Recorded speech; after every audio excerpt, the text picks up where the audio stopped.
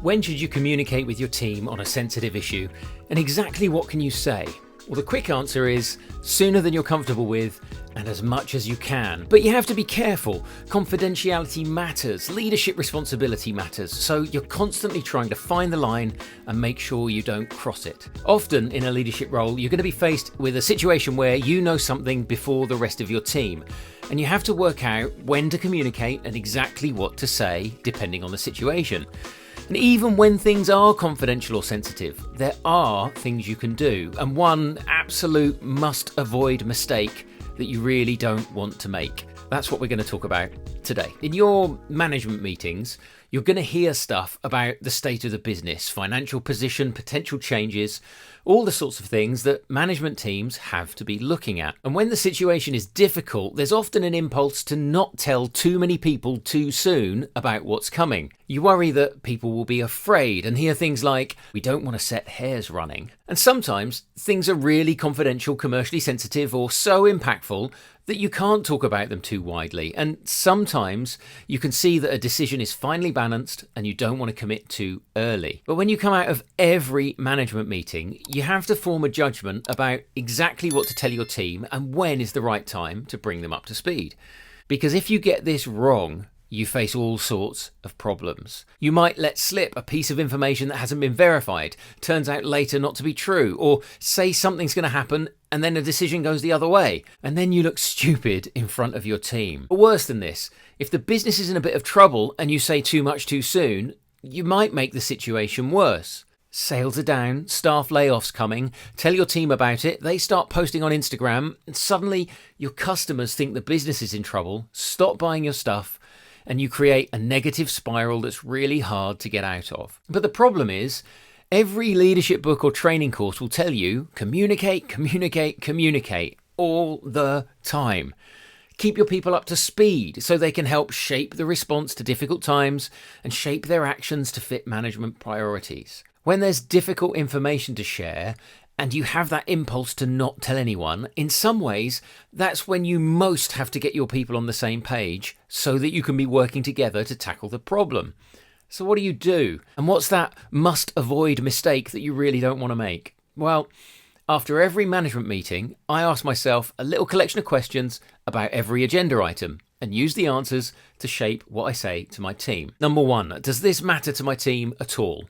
Often in your management meetings, you're going to cover off things that really aren't relevant to your team. It might be something really specific to another department or on a topic that just doesn't feature in the minds of your immediate colleagues at all. Hey, after I filmed this, I thought to myself, maybe I should change the wording of this question to, should it matter to my team? Sometimes the point of communicating from the management meeting is to bring your people around on issues that are going on that they don't care about, but really should, either because it's fundamental to the business or will have an impact on them down the line. So I wanted to add, don't just think, does this matter to my team?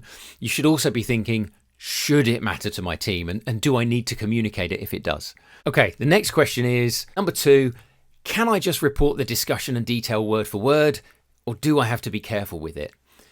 You have to think through, how controversial is this? How scary is it? How confidential is it? Sometimes, as a manager or leader, you do have to carry the weight of things yourself and not share them in fullness with your team.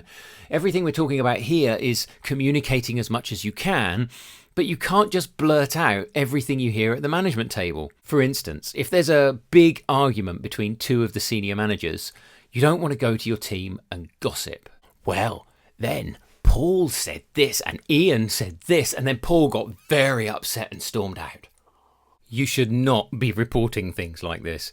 We'll talk about what to do with the stuff you need to be careful about in a minute. But first, number 3, for the items that you can report word for word, find the 1 or 2 key points of context, the impact on your team, and the next steps management or we will be taking. Boil it down. You don't have to go through every bit of the conversation word for word. You want a succinct summary that keeps everyone engaged. So you might want to say, we talked about issue A. You'll remember that last month we found out this and that. Well, now things have moved on and the boss has decided we'll do X, Y, and Z. That might have been a 30-minute discussion in your management meeting, but you've boiled it down to a couple of sentences of the most important info for your team. But what do you do with the sensitive stuff? Well, that's question 4.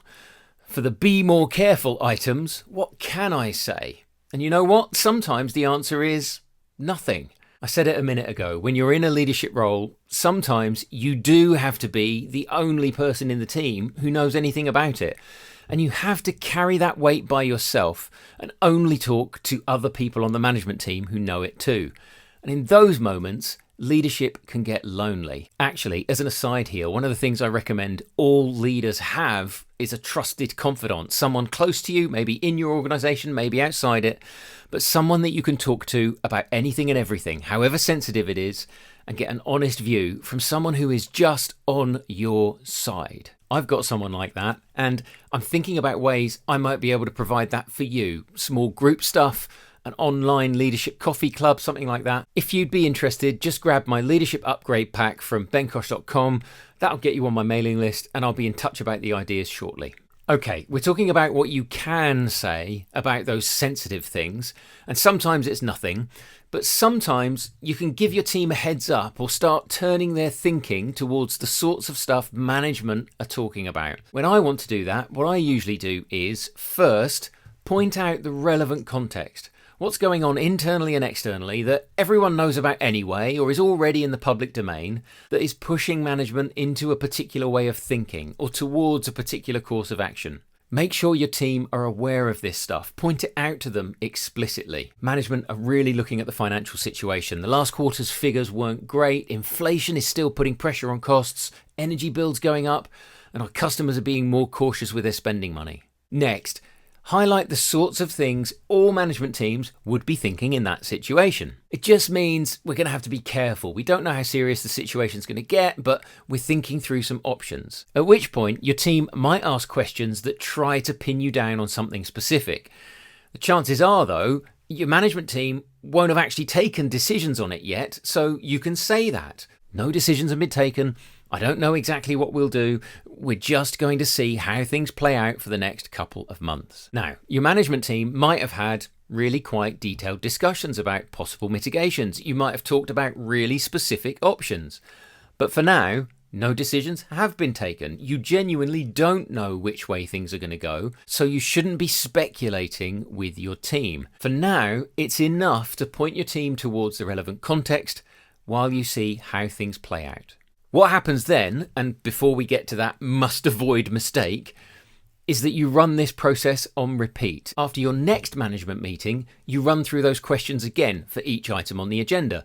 And some of the things you were careful about before will move into the more certain and more open category. Some of them will stay in the be careful category, but you can add to the context a little, sketch out the shape of options being discussed, and so on. Your aim is to keep your team as up to date as you can with management thinking, but not cross the line of confidentiality and responsibility. Those 4 questions after every management meeting is a great place to start. Because what you don't want to do is what I did recently, a complete must-avoid mistake. You see, when things are getting complicated and management meetings spend a lot of time talking about very sensitive stuff, it's really easy to forget to keep the lines of communication open. I recently had a colleague tell me, it's always secrecy, secrecy, secrecy, surprise. No one ever tells us what's going on, and suddenly there's this big announcement about huge changes. I even had a staff survey report come through saying that me and senior colleagues were just not communicating at all with the wider team. It was damaging morale and leading to an impression that there were secret plans and hidden motives. Ouch. I sit here on YouTube banging on about communicating, and I'd simply gotten out of the habit of doing it in my own house. The biggest must-avoid mistake you can make is not communicating at all. So I've made a point to run the process I've just outlined after every management meeting and then back that up with regular email updates to the wider team about key priorities, ongoing challenges, and opportunities that our business is facing. It takes work, but it's the real work of leadership. Thank you for spending some time with me. I hope it's been helpful. Hit subscribe for more videos about leadership, and maybe go watch this one next.